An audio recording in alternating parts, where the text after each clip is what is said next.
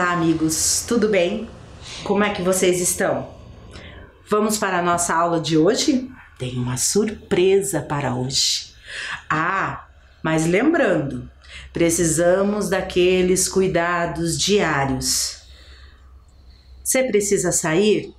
Se cuide. Se não, fique em casa. Se sair, mantenha o distanciamento. Assim você cuida de você e de todos os outros, tá bom? Vamos lá? Hoje a nossa aula vai ser internacional. É a primeira aula assim. Aguardem surpresas, tá? Mas para podermos viajar, precisamos de passaportes. Vamos começar a arrumar o nosso passaporte. Esqueci. Não podemos viajar ainda, né? Ou vamos fazer como estamos fazendo, viajando no conforto da nossa casa. Lá no sofá, na sala, aonde for melhor para vocês assistirem essas aulas. Certo, então? Então vamos lá? Muito bem. Aqui tem um pouquinho, um gostinho da nossa aula de hoje. Vamos conhecer um país, um belíssimo país. E esse país, ele é mundialmente conhecido por ser o maior fabricante de relógios, queijos e chocolates. Você já sabe de que país eu estou falando? Então, agora vai começar a nossa viagem. Nós vamos fazer um tour, hoje virtual, tá? Mas nós vamos conhecer cada pedacinho da Suíça, que é o nosso país, que vai ser o tema da nossa aula de hoje, tá? Vocês vão assistir aí, eu vou assistir aqui e aproveitem, vocês vão se emocionar. Olá, pessoal! Hoje faremos um tour virtual pela Suíça, país que exerce grande influência mundial, sendo responsável pela fabricação das marcas mais famosas de chocolates, relógios e principalmente pelos famosos bancos suíços. A Suíça está localizada no continente europeu, sendo vizinha da Itália, Áustria, Alemanha, França e do Principado de Liechtenstein. Seu território é dividido em 3 principais regiões geográficas: os Alpes suíços, que são cadeias montanhosas e que por sua beleza são muito utilizados como cenários para filmes, além de serem uma grande atração turística; a planície central, onde se concentra a grande maioria da população; e o Jura, que é uma linha de rocha calcária, composta por vales, planaltos e picos. Com aproximadamente 8 milhões de habitantes, a Suíça tem 26 estados, conhecidos como cantões, sendo sua capital a cidade de Berna. Graças ao patrimônio medieval, preservado por séculos dentro dessa cidade antiga, Berna foi inscrita no Patrimônio Cultural Mundial da Unesco. Seu ponto turístico mais conhecido é a Torre do Cyclope, isto é, o relógio do tempo, que funcionou como portal da entrada da vila medieval entre 1191 e 1256, fazendo parte de uma muralha de proteção da cidade. Com o tempo, a muralha perdeu seu propósito defensivo e virou uma prisão. Após um incêndio em 1405, a estrutura foi reerguida e passou a abrigar um relógio mecânico e um sino, recebendo seu atual nome. A torre do relógio era a principal fonte de orientação do tempo na cidade e seu horário era considerado o horário oficial do cantão de Berna. Hoje, sua fachada possui um calendário astronômico ornamental. Zurique e Genebra são as maiores cidades da Suíça e foram classificadas como as cidades com a melhor qualidade de vida no mundo. Zurique é o centro financeiro do país, que cedia numerosos bancos. Genebra é a cidade mais internacional da Suíça e cedia a sede europeia da ONU e da Cruz Vermelha e de suas campanhas humanitárias. A Suíça possui 4 idiomas oficiais: o alemão, o francês, o italiano e o romanche. É um país cristão, com influências do catolicismo e do protestantismo. O seu clima é temperado, com invernos bem frios, com temperaturas muito baixas, e os verões não são tão quentes e são úmidos. O país oferece aos seus cidadãos um elevado padrão de vida. Conforme dados divulgados pela ONU, em 2010, o Índice de Desenvolvimento Humano Suíço é de 0,946, sendo o segundo maior do mundo e considerado o Índice de Desenvolvimento Humano muito alto. A Suíça está entre as nações que mais investem em educação. O país considera o conhecimento e a educação recursos extremamente importantes. Lá, a educação é gratuita e obrigatória. A educação suíça é descentralizada e cada cantão fica responsável por coordenar seu próprio serviço educativo. Apesar das diferenças, distingue-se em 3 níveis básicos: a educação primária, obrigatória para todas as crianças, a secundária e a terciária. O país possui uma grande oferta de formação superior. A formação profissional é uma especialidade suíça. Cerca de 60% dos jovens optam por essa formação, permitindo a entrada no mercado de trabalho com grande qualificação. Os habitantes suíços praticam muitos esportes, sendo os mais populares o esqui, o montanhismo, o futebol, o hóquei no gelo, o basquete, o ciclismo, a natação, o tênis, a ginástica e a caminhada. O tenista profissional Roger Federer é o esportista mais conhecido na Suíça, sendo reconhecido mundialmente. Então, hoje nós vamos falar da Suíça, um pequeno país. Vocês gostaram do vídeo? Então ele mostrou cada pedacinho da Suíça. Os Alpes. Vocês viram os Alpes? Os Alpes parecem cenário de filme? Parecem não, eles são usados como cenários de filme. Não parece um país saído do Contos de Fadas? Olhem que lugarejo mais bonitinho, ó. Que lindo, não é mesmo? Não é um país magnífico? Cheio de montanhas, lugarejos no pé da serra, castelos. Muito legal, né? Legal mesmo.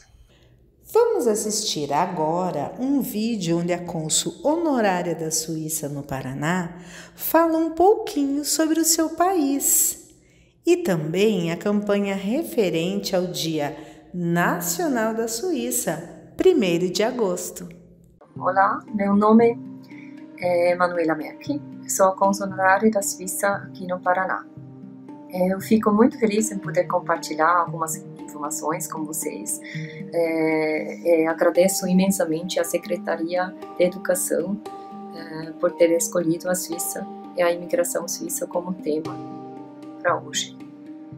Como cônsul honorário, o meu papel é ser uma representante local da Suíça, faço a ponte entre entidades e empresas daqui do Paraná e da Suíça. Dou suporte também aos suíços que moram nessa região, são aproximadamente 1.500 suíços morando no Paraná.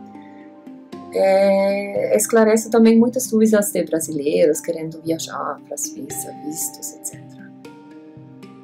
Bom, quando se fala da Suíça, muitas pessoas pensam em chocolate, queijo, montanhas ou relógios, talvez.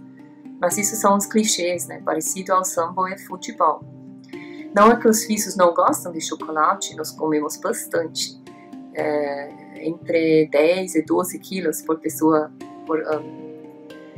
Nós somos um pequeno país de 8,5 milhões de habitantes, localizado no meio da Europa. A área da Suíça é aproximadamente 200 vezes menor do que o do Brasil. Mesmo com esse tamanho pequeno, na Suíça existe uma grande variedade regional. Somos uma mini Europa, no meio da Europa. Temos 4 idiomas oficiais, o alemão, o francês, o italiano e o reto-romano. Isso tem um grande impacto também na cultura regional, então temos uma grande variedade internamente. Quase 1/4 das pessoas que moram na Suíça hoje são estrangeiros das mais diversas nacionalidades. Essa imigração, né, a Suíça recebe aproximadamente 150 mil pessoas ao ano. A sociedade multicultural e o multilinguismo, isso caracteriza a Suíça de hoje. Ainda no século XIX era muito diferente. A Suíça era um país de imigração. Assim, tinha muitas famílias que saíram do país em busca de uma nova vida e vieram, por exemplo, para o Brasil, mas também para os Estados Unidos e outros países. A Suíça na época era um país relativamente pobre. Não temos muitos recursos naturais. Por isso a Suíça também é um dos países mais integrados do mundo. Não existe muita área fértil, então sempre dependemos das importações. Mas também exportamos muito para o mundo, produtos farmacêuticos, químicos, maquinário e muito mais. Geralmente são produtos de altíssimo valor agregado. Mas a Suíça, uma curiosidade talvez é que a Suíça hoje em dia exporta mais café do que queijo e chocolate, mesmo sem produzir café. Exportamos café em cápsulas. Somos líder mundial no ranking de inovação e competitividade. O nosso PIB por capita é o segundo maior no mundo. Então, economicamente, a Suíça é nada minúsculo. Mas também a Suíça se destaca em alguns esportes. Por exemplo, no tênis. Quem não conhece é o Roger Federer. No ciclismo, no esqui, hóquei de gelo, no montanismo e muito mais. Mas o esporte mais popular na Suíça é a caminhada. Praticamente cada segunda pessoa o pratica.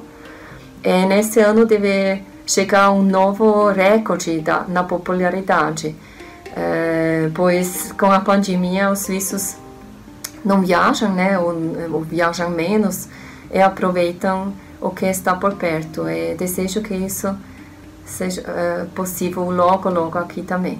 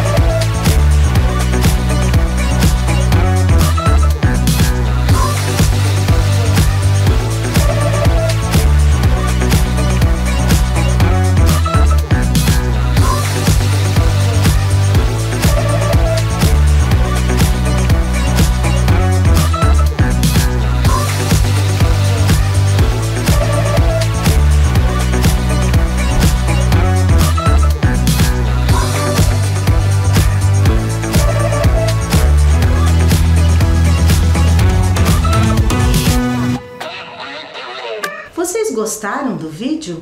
Então, vamos começar a nossa aula. E para começar a nossa aula, precisamos começar do começo, com a chegada dos suíços ao Brasil. E isso ocorreu lá por 1819, 1820, no Brasil.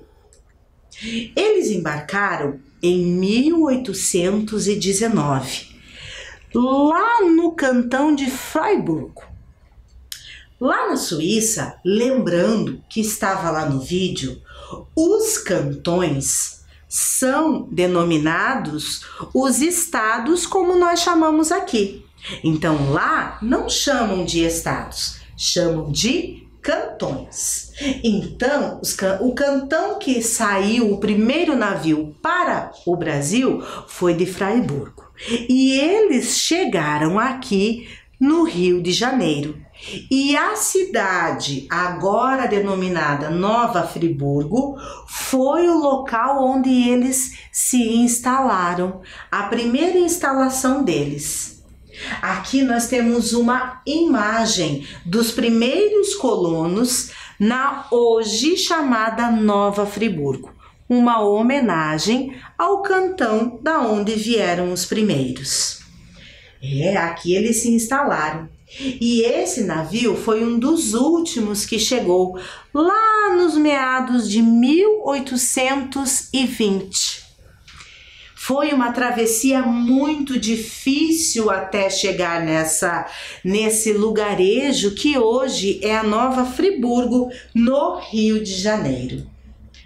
Aqui nós temos uma imagem desse lugarejo onde os primeiros suíços se instalaram. O centro da vila Nova Friburgo em 1873, lá dos imigrantes suíços. É possível que essa foto tenha sido feita durante a visita de Dom Pedro II ao local. Mas a vida, quando nós mudamos de país, pensamos sempre em ter novas possibilidades. E os suíços, quando vieram da Suíça, acreditavam ter muitas possibilidades aqui na Nova Terra, aqui no Brasil. Mas aqui tiveram algumas dificuldades de moradia e até mesmo de divisão de terras.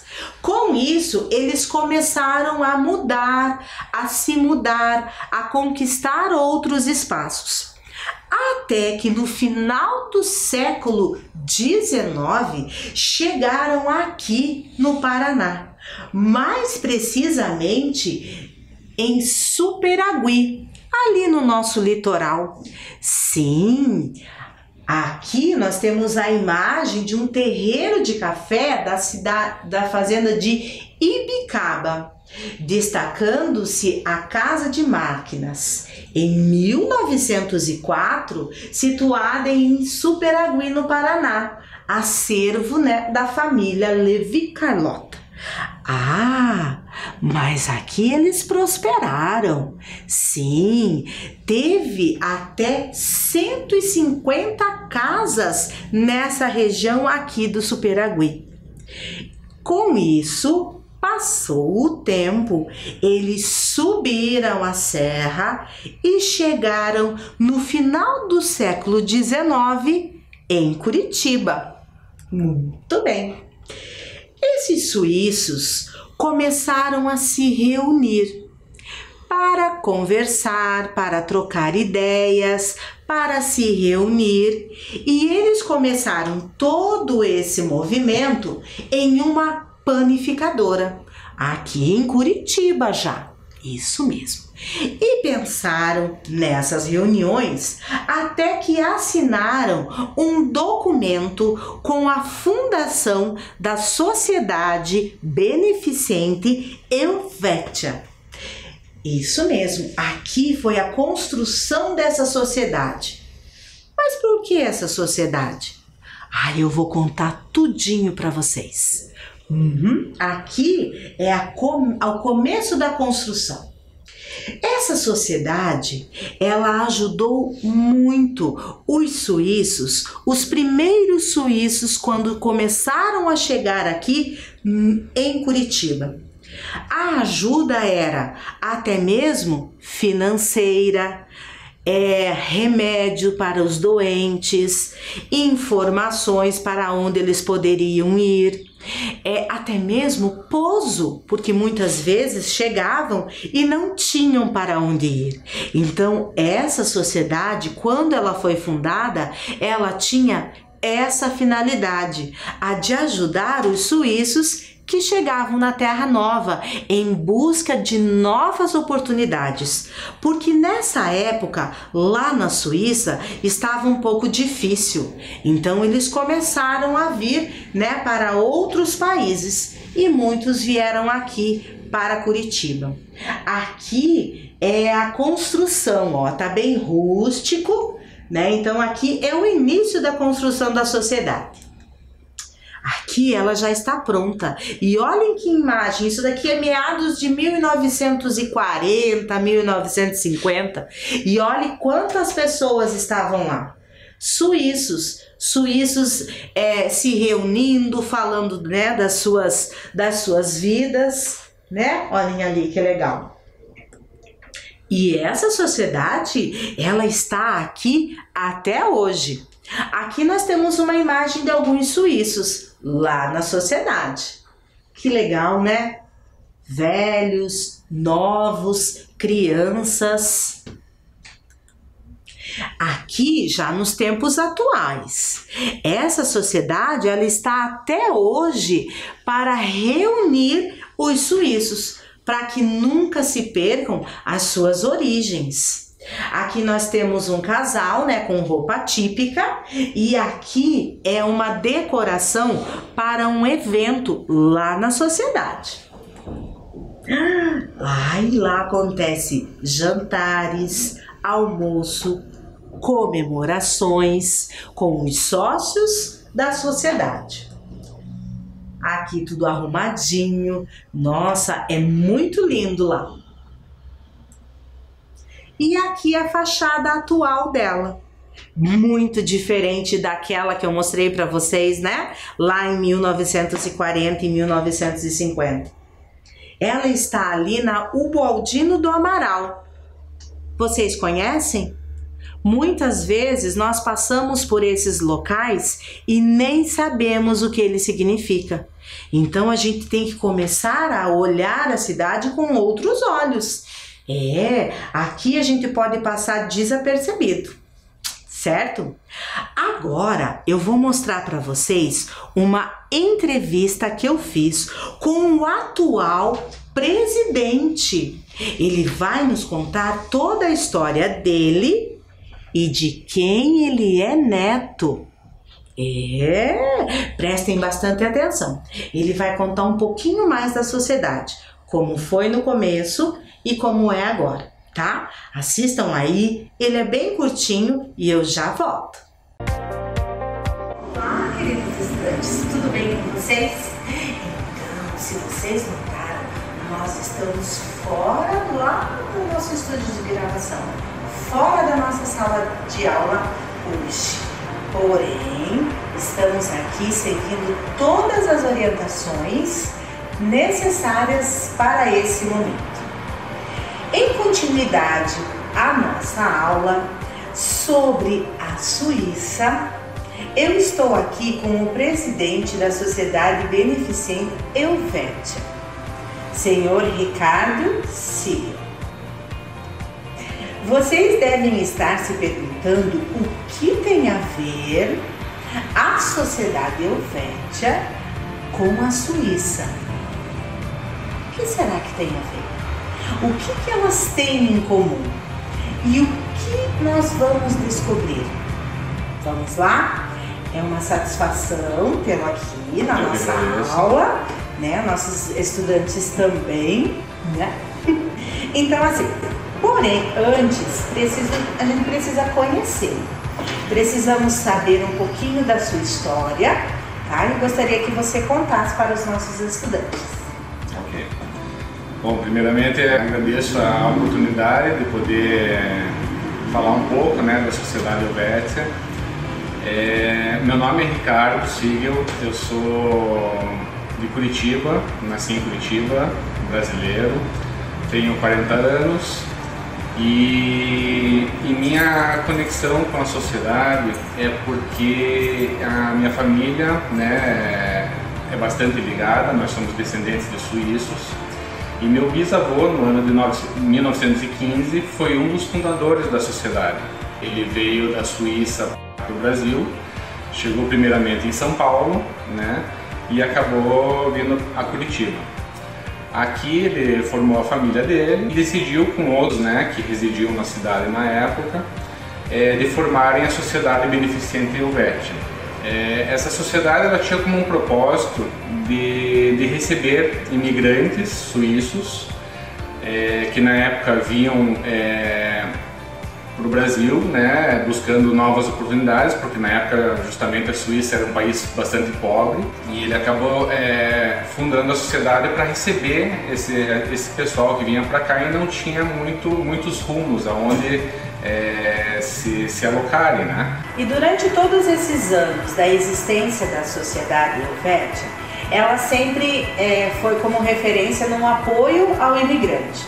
E hoje ela continua com essa funcionalidade? Ela teve essa função mais no comecinho, né? Antes da Segunda Guerra Mundial. E depois disso ela passou a ser um local de encontro, né? De imigrantes suíços, de amigos e interessados pela cultura suíça. E hoje o que ocorre são eventos anuais, de 4 a 5 eventos anuais que acontecem aqui, onde a gente reúne, né, toda a comunidade suíça. E principalmente no 1º de agosto, né, que é a data nacional da Suíça, que a gente faz um evento bastante legal, onde vem o cônsul de São Paulo, vem todo o pessoal do Colégio Suíço e todos os familiares e amigos aqui. A Sociedade Helvétia, ela tem alguns sócios, você como presidente, como que acontece essa organização interna? Bom, a administração da sociedade ela ocorre de maneira bienal, né? As eleições ela acontecem de 2 em 2 anos. São feitas eleições entre os sócios, né? Temos cerca de 50 associados. A grande maioria são descendentes de suíços, né? Dos próprios fundadores e novos interessados, né? Suíços que venham residir em Curitiba e interessados pela cultura também. A administração é formada pelo presidente, vice-presidente e diretores da sede, diretores sociais, financeiros, nada assim muito complexo. Nossa, quanta coisa, né, pessoal? Muito bem. Estamos finalizando a nossa entrevista com o presidente da sociedade. Você tem mais alguma curiosidade, alguma sobre a fundação ou sobre a história mesmo da sociedade? Não, uma história interessante, né, que durante a Segunda Guerra, claro que foi um momento bem intenso para todos, né, que viviam naquela época. E um dos principais motivos que a sociedade procurou se manter de pé foi o tema do idioma que era falado, né, bastante aqui na região, que era o alemão, né? Então eles buscavam se fazer entender que eles não eram alemães e sim suíços, né, apesar do idioma que eles falavam. Muito bem. Então agora eu gostaria que você deixasse uma mensagem, né, para os nossos estudantes do povo suíço. A Sociedade Helvétia vai estar sempre com as portas abertas, né? Esperamos que esse período da pandemia ele tenha um momento final, né, logo, para que a gente possa reabrir as portas e receber a todos aqui para as nossas festas, nossos encontros e que todos, né, se interessem bastante pela nossa cultura, que ela é bem rica. É mesmo, né? Então eu quero agradecer a sua disponibilidade e todo esse conhecimento histórico, né, do povo suíço e da sociedade. Eu que agradeço. Agradeço imensamente. Obrigado. Até daqui a pouco na nossa aula. Como é bom ouvir essas histórias, né? Como é bom a gente saber das histórias, saber do nosso passado, saber o que aconteceu lá no nosso país de origem, até mesmo aqui se somos daqui, não é? Mas vamos indo, né? Continuando a nossa aula, falando em costumes, cultura e coisinhas boas, agora vamos falar o que os suíços nos trouxeram. Vocês vão ficar com água na boca. Queijos. Já ouviram falar em queijo suíço? Vocês sabiam que lá na Suíça tem mais de 450 tipos de queijo? E o pior de tudo isso, vocês já imaginaram, ou o melhor de tudo isso, é que esses queijos são feitos apenas com um ingrediente: o leite, o maravilhoso leite suíço. Será que nós conseguiríamos experimentar todos esses queijos? Ai, que delícia, né? Pensem, e lá tem feiras para a venda de todos esses produtos. Sim, tem a época lá que eles vendem. Assim, todo mundo pode vender a sua produção. Continuando. Ai, quem nunca ouviu falar no relógio com a máquina suíça? Isso aconteceu lá em meados de 1700.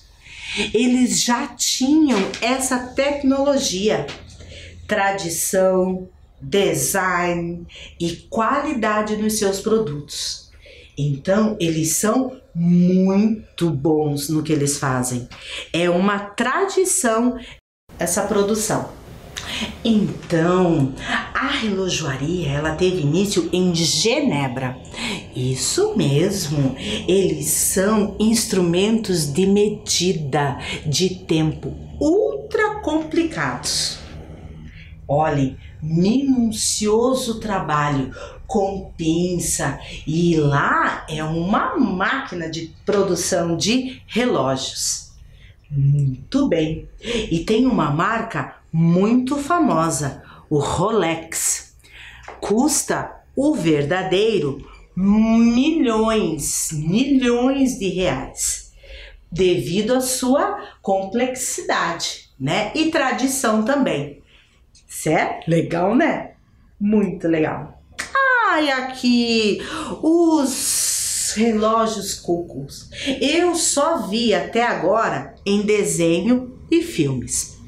Vocês sabiam que aqui também tem a máquina de medir o tempo tão complicada quanto tem no pulso? E aqui ainda eles colocaram um passarinho que sai pela portinha ou pessoinhas que saem pela portinha. Lá dentro também pode até ter uma caixinha de música. Esse relógio Cuco, ele é inspirado nas casas que eles próprios moram. O entalhe da madeira é magnífico e minucioso. E tem o pêndulo, é muito importante. Agora nós vamos assistir a um vídeo para que vocês vejam o funcionamento do Cuco. E veja que bonitinho que ele é. Já voltamos, tá? Ele é muito rapidinho, presta atenção.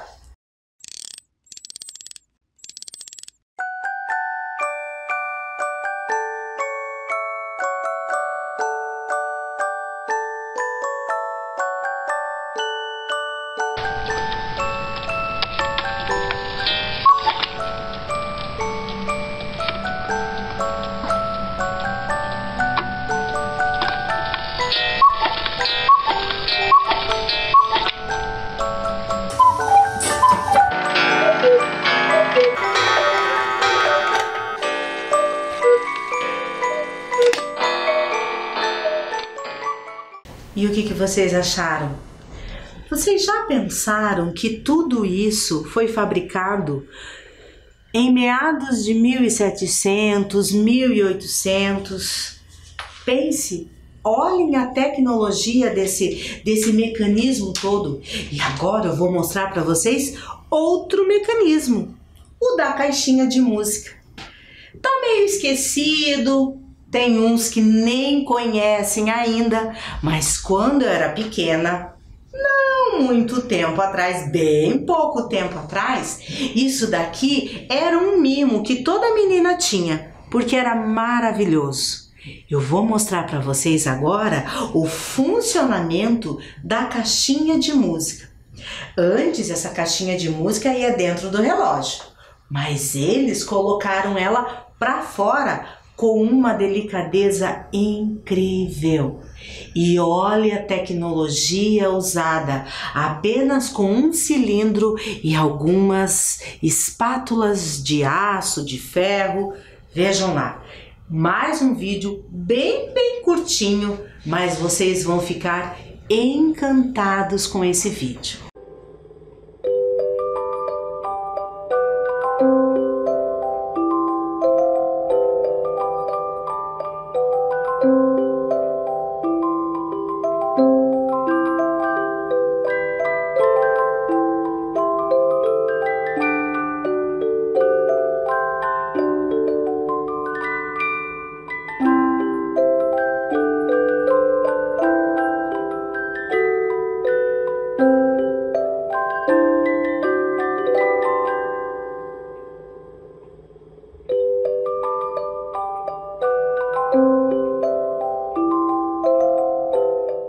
O que vocês acharam? Não é de encantar o coração? Não é de a gente ir para os Alpes, né? Sonhar com aquela música. E repararam na tecnologia? Um cilindro com umas espátulas, toda aquela canção. Nossa, muito legal, né? E ainda tem gente que não conhece essas caixinhas. Mas vamos lá, né? Vamos lá. Vamos continuar a nossa aula. Outra coisa, outro objeto que os suíços nos trouxeram e nos mostraram. Este cidadão aqui, o Carl Ernst, mais ou menos assim, ele fabricou canivetes. Isso mesmo. Ele ficou indignado que na guerra os soldados suíços estavam usando canivetes alemães. E ele tinha uma fábrica de instrumentos cirúrgicos. Então ele teve uma ideia e fez os canivetes para os soldados suíços. Só que nós tivemos um probleminha. Um probleminha de língua. Às vezes a gente enrola mesmo, né, para falar com da língua estrangeira. O canivete que nós conhecemos suíço, no começo, tinha essa denominação, esse nome aqui. E muitos dos soldados não conseguiam pronunciar. Então, eles adaptaram e colocaram lá, Swiss Arm Knife. Muito bem, e nós aqui podemos chamar de canivete suíço. Ele pode ser denominado uma ferramenta multiuso. Já vou mostrar por quê. Porque ele tem muitas utilidades. Ele não tem só uma lâmina de corte, ele tem até uma tesoura. Então, esse também foi uma invenção lá dos suíços que eles trouxeram para nós. Que legal isso, né? Mas agora, depois desse enrolar de língua que nós tivemos aqui, nós vamos salivar agora. Tudo por causa deste cidadão aqui, François Louis Caille. Sabe o que ele inventou? A barra de chocolate. Mas não foram os suíços que inventaram o chocolate. Há muitos anos antes, os europeus, eles já tomavam essa bebida. Ela não era sólida, eles tomavam. E esse daqui foi fazer lá um curso de chocolate. E aí voltou para a Suíça e transformou aquele líquido, solidificando o chocolate, tornando-se o chocolate em barra. Muito bem. E aqui temos umas delícias. E essa empresa que ele fundou é a empresa mais antiga que ainda existe na Suíça. A filha dele, junto com o marido que produzia vela, aí a vela não foi mais tão usada porque apareceram os lampiões a querosene. Eles começaram a fabricar também em outra fábrica mais chocolates. Só que eles quiseram colocar nesse chocolate leite em pó. Mas não deu muito certo, sabia? começou a embolorar, a não dar certo as receitas, aí eles pediram ajuda. Vocês sabem para quem? Para o Nestlé. E aí surgiu o chocolate ao leite. Mas tem muitas outras histórias, né, dessas fabricações e dessas invenções. Tudo que eu estou falando aqui é muito superficial. A história é longa. Mas tem uma coisa que eu queria deixar assim, bem claro para vocês. As coisas, elas são verdadeiras. O relógio, o chocolate, o queijo, bolsas, né, sapatos. E nós sofremos muitas vezes com as falsificações, que isso prejudica muito quem fabrica os chocolates, os relógios. Então nós precisamos tomar cuidado, tá? Então a nossa aula agora, ela está finalizando. Mas eu queria deixar para vocês uma atividade que vai além da escola, além desta aula, que é para você descobrir, pesquisar sobre a sua origem. Qual é a sua história? Da onde veio tua família? O país da onde ela veio tem uma história? Eu acredito que tenha. Todos nós temos uma história. E aqui no Paraná, em qualquer outro país, em Curitiba, esses povos, eles estão aqui para nos mostrar toda a sua cultura e tudo que eles têm de bom. Então vá, descubra qual é a sua história. E daí, conta para sua família, né? Participe esse conhecimento com a tua família. Muitos clubes, muitas sociedades, tudo isso para não perder a cultura desses diferentes povos, tá? Então agora encerramos nossa aula, mas nós temos uma atividade. Então, a atividade de hoje, vamos inspirar nas paisagens suíças. O que nós vamos fazer? Vamos fazer rótulos para os chocolates.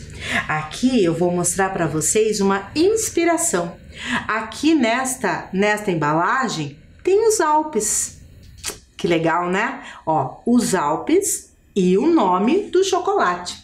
Aqui eu fiz o meu rótulo, ó. Alpes como inspiração. É esta atividade aqui que vocês vão fazer o registro, colar numa folha parecida com essa, escrever o nome do chocolate de vocês e colocar o nome. Ai, vale lembrar também que não custa nada, junto com a atividade, levar um chocolatinho para a professora, né? Eu aposto que ela vai adorar, porque professora adora chocolate. Tá bom? E eu tenho mais uma atividade.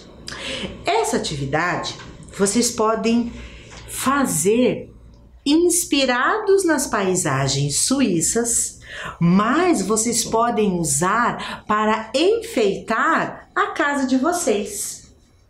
Para isso, nós vamos precisar de tela, de um cavalete, de tintas. Nossa, mas eu não tenho nada disso. Mas então vocês podem pegar uma folha, um caderno e mudar a posição do caderno. Vocês já pensaram nisso? Em fazer o caderno nesta posição, com ele em pé? Vocês já experimentaram desenhar desta forma? É totalmente diferente do que quando a gente desenha na horizontal. Isso mesmo. Então, com base, com inspiração nos Alpes suíços, vocês vão fazer uma pintura. Pode ser em papel, pode ser em tela, e essa pintura aqui pode enfeitar a casa de vocês. Vocês podem dar de presente ou até mesmo levar para a professora se vocês fizerem em uma folha. Mas eu só quero que vocês mudem a posição do desenho. Aqui, ó, para cima. Tá bom? E essa atividade não precisa levar para a escola. É só para vocês. E não esqueçam de fazer a pesquisa da onde vocês vieram. tá bom? Espero que vocês tenham gostado e que a aula de hoje torne-se inspiração para vocês. Tchau!